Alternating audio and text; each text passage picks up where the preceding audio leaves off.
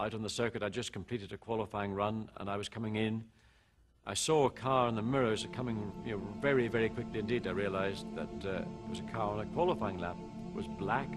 There was the familiar yellow helmet in my mirror, so it was Senna on a committed lap.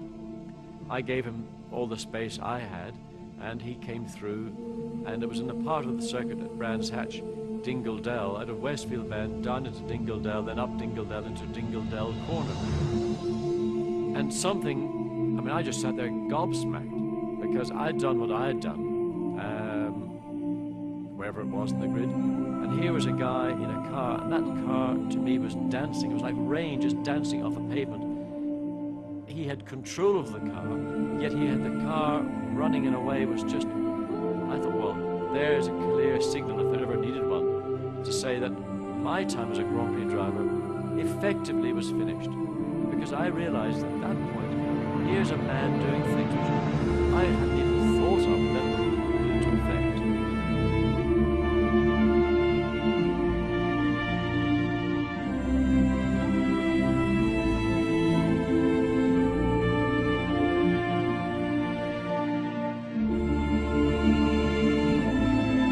Friday morning was nice and sunny, but not for Eric Gomez, who crashed heavily in the fast Blanchimont sweep before the pits. Ayrton Senna was the first to reach the scene of the crash, and he rushed to help the motionless Frenchman.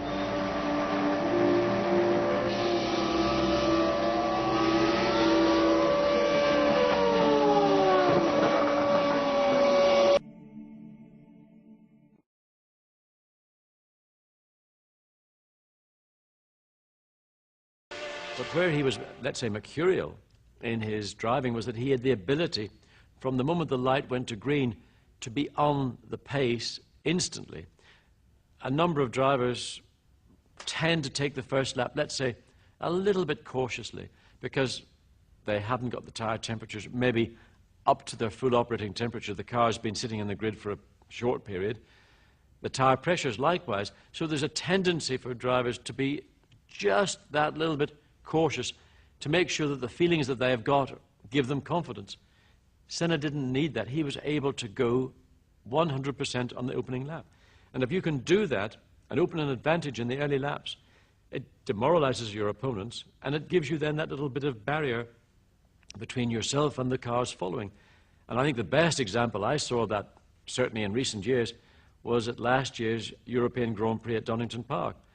If I take one lap of all the Grand Prix that I have seen over the years to my grave with me, it's going to be the first lap of the Donington Grand Prix, the European Grand Prix of 1993.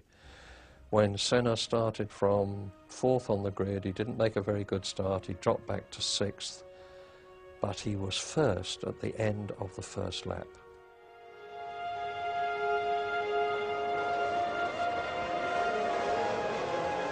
Gets away well, so does Hill, so does Schumacher, and Wendlinger is coming up well. Senna is crowded out and is down to 5th position, and Wendlinger is up into 3rd place ahead of Schumacher. Brilliant start by the Austrian driver in the black Sauber. Prost leads, Hill 2nd, Wendlinger is 3rd, and Ayrton Senna is up to 4th position ahead of Schumacher and challenging Wendlinger as they go round the right-hander into the old hairpin. Senna is up to 3rd. And after being crowded at the start, a quite brilliant couple of corners by Ayrton Senna. Tremendous stuff. He muscled his way back into contention at Redgate. He's going inside Damon Hill. And Senna into 2nd place already. And he's giving it absolutely everything in the wet part of the race. And Senna goes through into the lead. He's passed Alain Prost, so the McLaren leads. Prost 2nd, Hill is...